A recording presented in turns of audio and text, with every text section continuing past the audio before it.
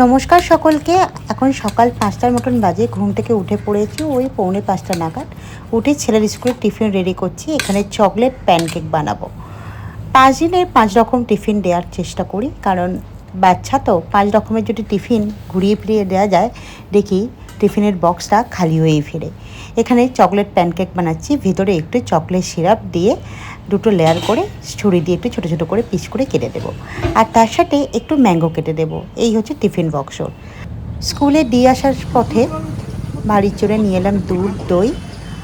সকালের দুধটা আর দইটা আর বিস্কিটগুলো বেশ তাজা থাকে, তাই আসার সময় আমি একেবারে নিয়ে বাড়ি ফিরি।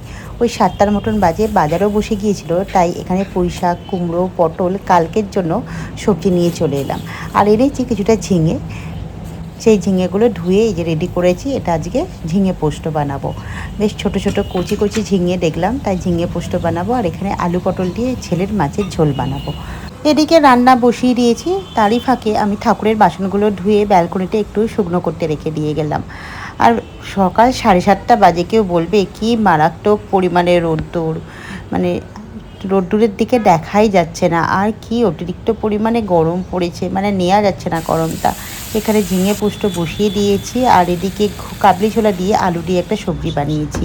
ওয়াশিং মেশিনে সমস্ত জামাকাপড় কাচতে দিয়ে দিলাম, আর শুভর জন্য অফিসের টিফিন রেডি করছি। এখানে কাবলি ছোলা আলু দিয়ে যে সবজিটা বানিয়েছিলাম ওটাই টিফিনে দেবো, আর তার সাথে একটু হালকা তেলে পরোটা বানিয়ে দেবো। রুটিটা খুব একটা নিতে চায় না, তবু পরোটা বানিয়ে দিলে নিয়ে যায়। তার সাথে একটু চাউমিন এগুলো বানিয়ে দিলে নিয়ে যায়। এখানে পরোটা রেডি হয়ে গেছে। এবার পরোটাটা আমি টিফিন বক্সে একটু বাটার পেপার দিয়ে ভালো করে মুড়ে দেবো, তাহলে খুব নরম থাকে। যতক্ষণ না খায় বাটার পেপারে এই মুড়ে দিলে পরোটাটা বেশ নরম থাকে, আর খেতেও ভালো লাগে। আর ছোটো ছোটো করে একটু কেটে দিই, কারণ ওর কাটার নাকি টাইম থাকে না, তাই আমি ছোটো ছোটো করে কেটে একদম টিফিন বক্সে রেডি করে দিই। আর তরকারিটা দিয়ে দিলাম। এটাই ওর লাঞ্চ বক্স। আর বাকি একটা টিফিন বক্সে একটু ফল দিয়ে দিয়েছি।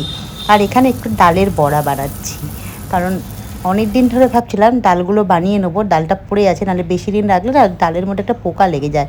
তাই ভাবলাম আজকে একটু ডালের বড়া বানিয়ে নেবো। এখানে হচ্ছে মটর ডাল আর ছোলার ডাল বেটে আমি একটু বড়া বানিয়ে নিলাম।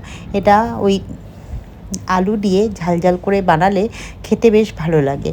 আর এখানে আমি খুব একটা মাছ ভক্ত না, আমার এই নিরামিষ খাবার দাবার খেতে ভীষণ ভালো লাগে।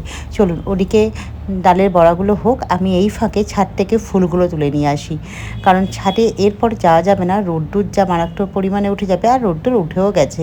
এসে দেখলাম এই একটা দুটো ফুল ফুটেছে। গরমকালে ফুল ফোটে, কিন্তু বুঝতে পারছি না কেন গাছে ফুলগুলো ফুটছে না, গরমের জন্য নাকি। ওই গোলাপ আর কিছু বেল ফুল ফুটেছে, ওগুলোকেই তুলে নিয়ে এলাম। আর বাজার থেকে আসার পথে ওই কিছু ফুল নিয়ে এসেছিলাম, ওই ফুলগুলো দিয়েই আজকে পুজো করে নেব। Good morning, welcome back to my channel. আমি পিয়ালি স্পেশাল চ্যানেলে সকলকে স্বাগত জানিয়ে আবার একটা নতুন দিন শুরু করলাম। সব কাজ কমপ্লিট করেছি, করে এবার যাবো জিমে। চলুন তাড়াতাড়ি করে নিজের জন্য একটু স্মুদি বানাই, সেই স্মুদি খেয়ে আমি এখন জিমে ছুটবো। এখন স্মুদিটাই আমি সকালের জলখাবার হিসাবে খেয়ে নিই। তো এর মধ্যে দই, ওট, চিয়া সিড, আমন্ড, বাদাম দিয়ে একটু ব্লেন্ড করে দিই, ওটা দিয়ে হয়ে যাবে। জিম থেকে ফিরে এসে আমি এখানে পুজো করতে বসে গেলাম। আর আমার দেখেছি পুজো করার আগে ঠাকুরদের ভালো করে পরিষ্কার না করলে ঠিক আমার মনটা খুটখুট খুটখুট করে, কারণ গোপাল একটু ভোলানাথ সবাইকে আমি এখানে প্রতিষ্ঠা করেছি।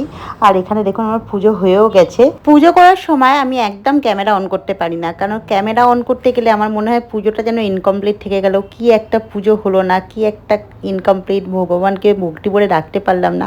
তাই পুজোর পরেই আমি ক্যামেরাটা অন করি। রেডি হয়ে গেছি, ছেলেকে আনতে যাব 12:30 নাগাদ। তো স্কুল থেকে নিয়ে আসার পর আর ক্যামেরা অন করা হয়নি। সন্ধ্যেবেলায় গিয়েছিলাম ম্যাক্সে, কারণ ছেলের স্কুলে বলে দিয়েছিল রেড টি শার্ট আনতে হবে, তাই রেড টি শার্ট একটা নিতে গিয়েছিলাম। আর আসার পথে আমি একটু ফুচকা খেয়েছিলাম অনেক দিন পরে। আজকে ব্লগটা এই পর্যন্তই থাক। আমার ব্লগটা যদি ভালো লেগে থাকে তাহলে আমার চ্যানেলটিকে শেয়ার আর সাবস্ক্রাইব করে দেবেন। সকলে ভালো থাকবেন, সুস্থ থাকবেন আর সাবধানে থাকবেন। আবার কোনো ব্লগ নিয়ে হাজির হয়ে যাবো।